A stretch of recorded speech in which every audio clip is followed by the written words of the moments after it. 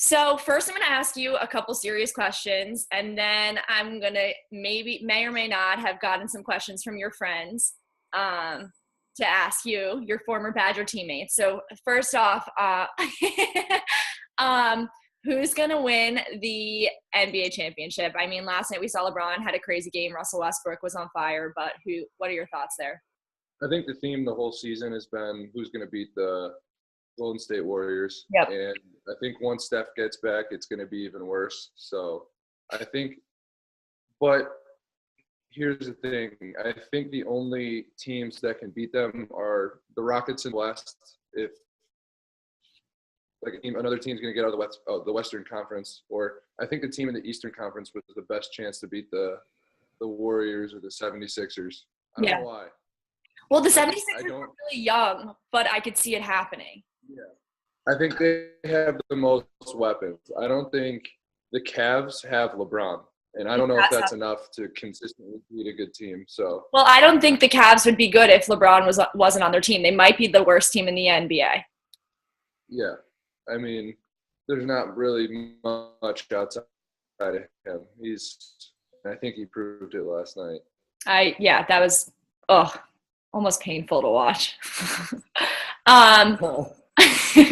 So you went back to Madison, you got your jersey retired. As a former Badger, obviously watching that was unbelievable.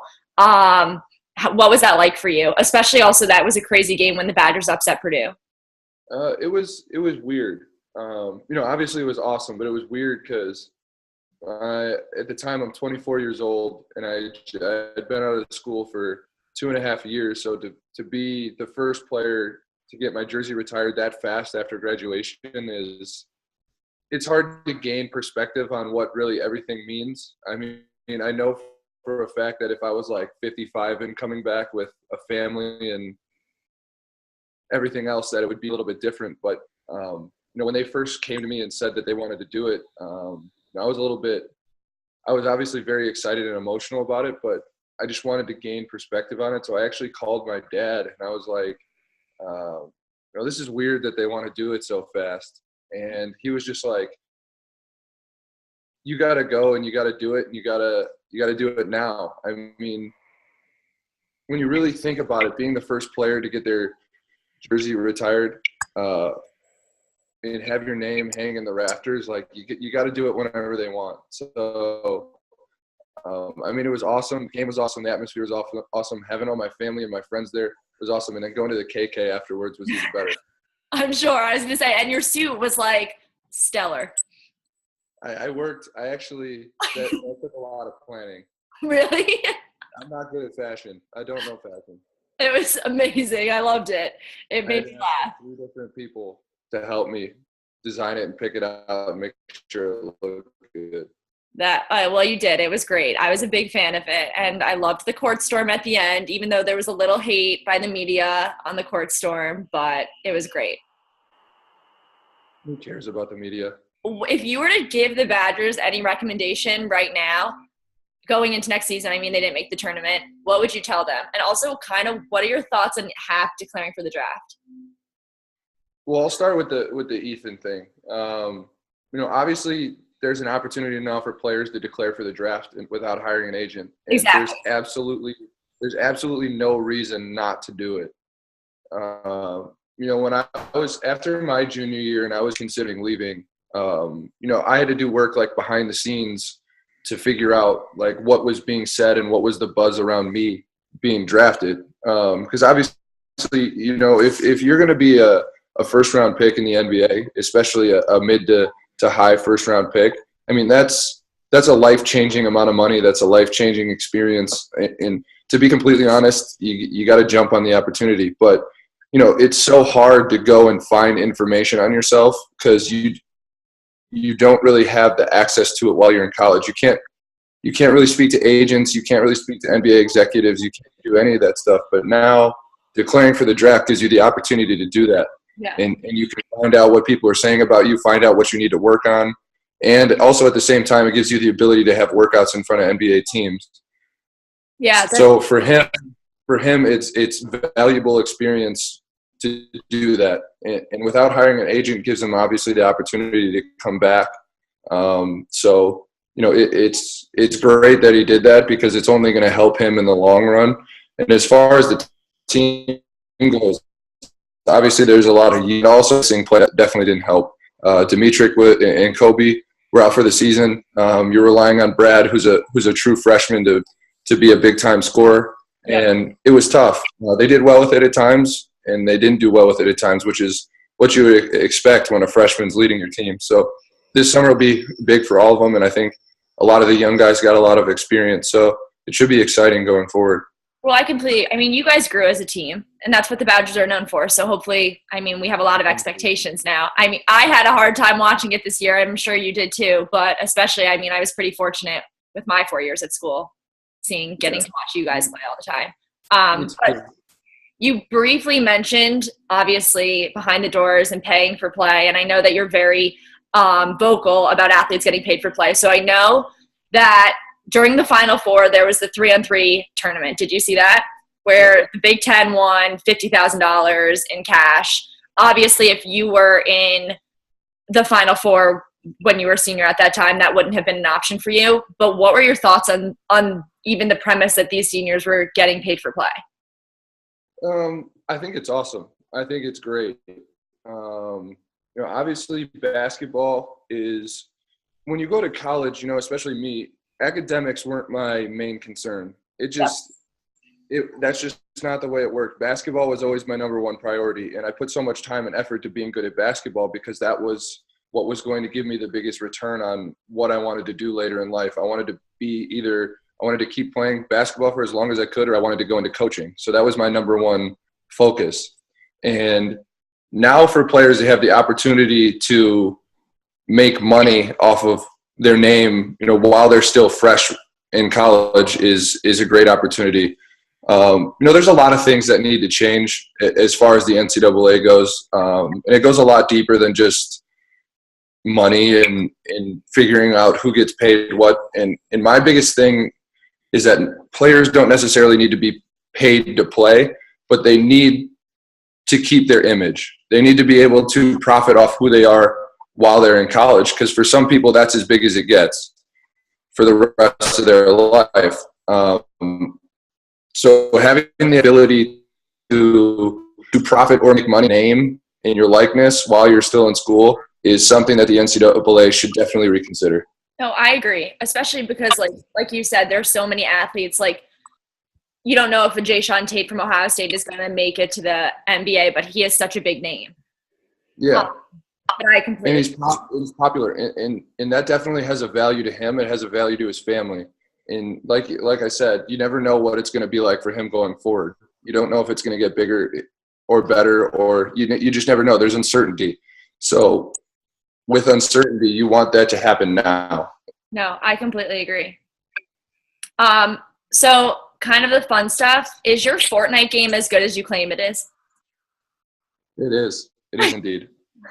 And if my friend Soph wanted I'm a killer. You're a killer. So Sophie, if she was here, she would have asked you, is your Fortnite game better than your game with the ladies? Yeah. I don't even think it's a close comparison. And if it was possible to play one-on-one in Fortnite, which professional athlete would you want to beat?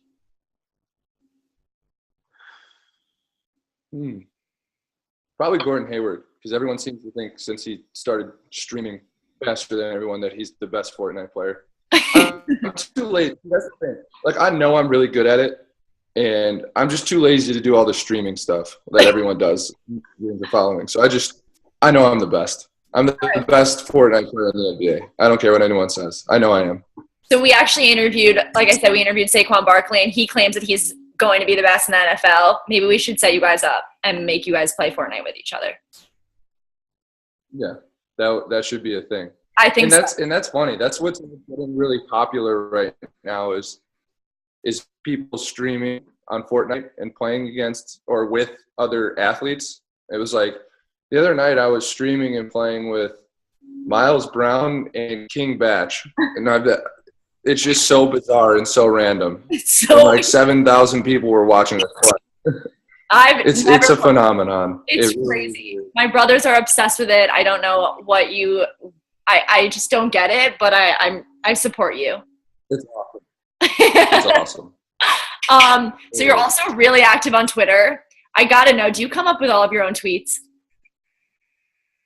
Yes. Because I read a couple, and one of my favorites was, I'm gonna quote you to you right now, how did no one ever say anything about Squidward not wearing pants? That's probably my favorite Frank Kaminsky tweet. That was all me.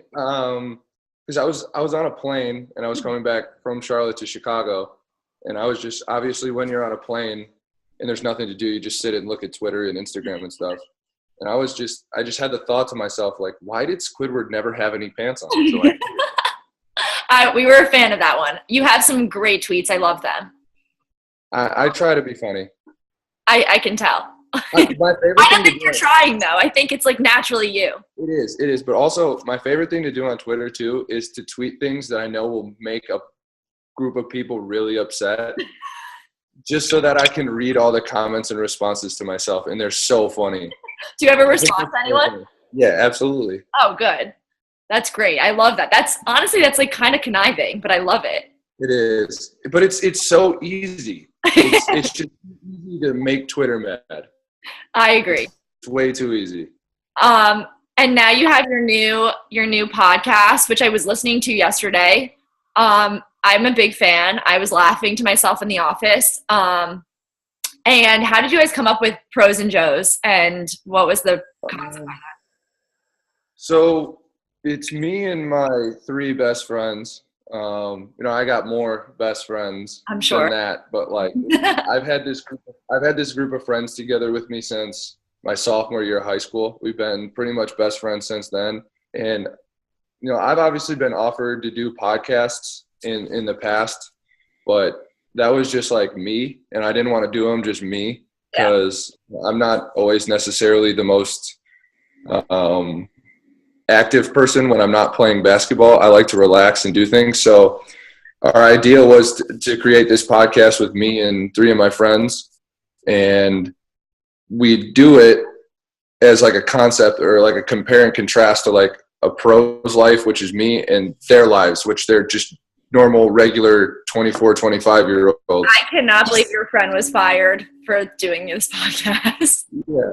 So that's the thing. That's the funny part of all this. It's like they have like lives, and it seems like their lives have been better since I've made it to where I am now.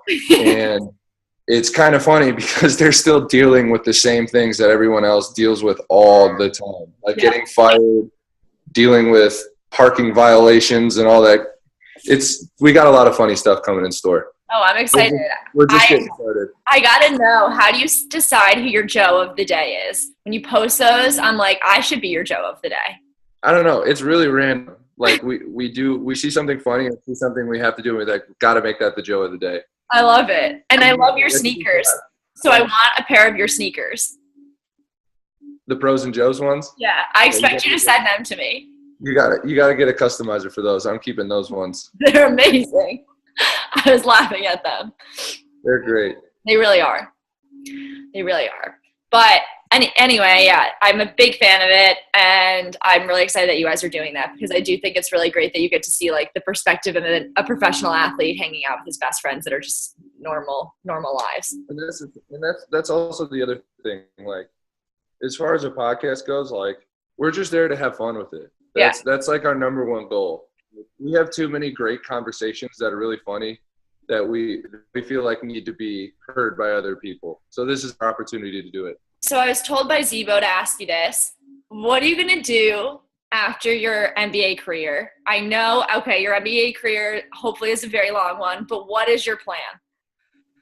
Right now my plan is, and this is for Zach, we are going to make a run into politics, and I'm going to be his special advisor. So I'm basically going to ride his coattails for the rest of my life once my NBA career is over.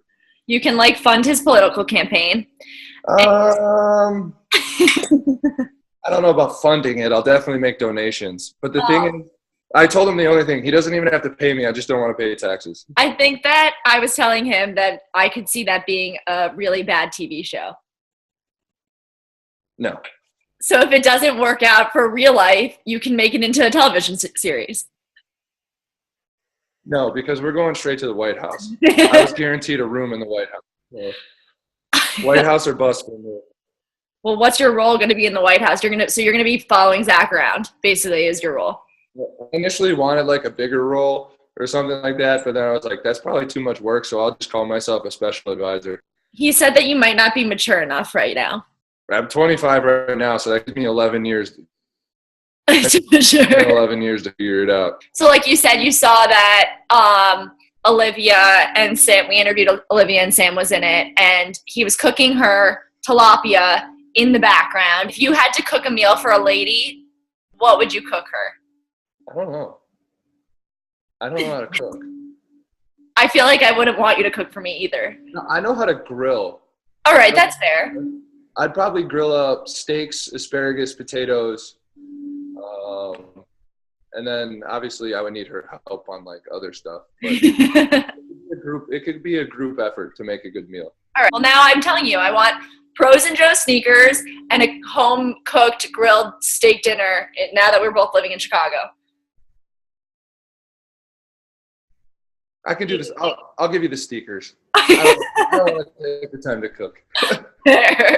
All right. So first, again, sorry about your Avicii loss. I know you're really sad about that. I'm very still sad. I've been listening to Avicii for like 5 straight days. What's the strangest concert you've ever been to? Kesha? Kesha. Yeah. You've been to a Kesha concert? Yeah, I went to a Kesha concert. When was this? I think after our sophomore year in college. Oh. And I had glitter on my body from people for like 2 months afterwards. Oh, wow. That's quite the sight. Yeah, it was the Kesha concert for sure. Kesha, that's a pretty weird one. Just the two of you guys? No. There was a group of people. No, I wouldn't go just with Duryea to a Kesha concert. That'd be a little weird. Well, thank you so much, Frank, and have fun in Mexico. Have a great rest of your day. I'm excited for you. Have fun. Yeah, bye. care. You too. Bye.